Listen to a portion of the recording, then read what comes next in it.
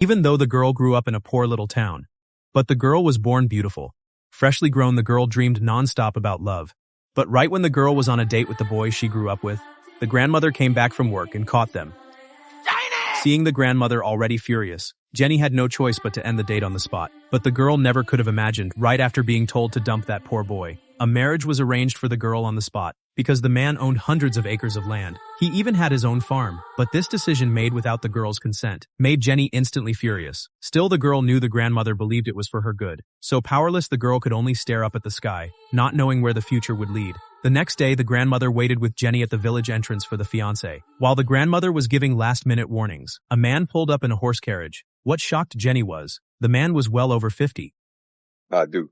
The next second, Jenny burst into tears. Pushed by the grandmother, Jenny still married the old man. Though the man owned plenty of land, deep down Jenny was still longing for love. Because the elderly husband was physically weak, he could not give Jenny the marriage she wanted. Life grew dull and Jenny could only amuse herself, finding small unexpected pleasures between chores. When the husband said he was going to town for tools, when Jenny asked to go along, the husband immediately refused, saying she had to watch the house. The husband's old-fashioned stubborn mindset only made the still immature girl more frustrated. While Jenny was working in the pig pen as usual, the girl suddenly realized the husband planned to sell the piglets. Jenny could not bear to see them harmed, so the girl let all the piglets loose at once. This absurd scene happened to be seen by a gentleman. The gentleman thought the pigs escaped by accident, so the man kindly stepped in to chase them back. Unexpectedly, Jenny scolded him. That completely stunned the gentleman. Watching Jenny walk away without a care, the man could not help but grow curious about her. He hurried after Jenny and handed over a handkerchief. The clear gesture made Jenny feel something stir. The gentleman's name was Joe, a merchant who wandered from place to place, with a newly built town nearby.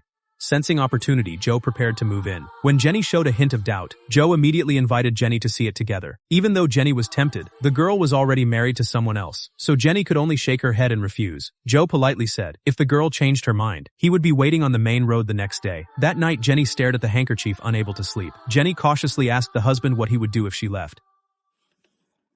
I got 60 acres, and I ain't no young man in no kind of way. When I pass, everything I got passes to you. But what if I was to leave you? What would you do?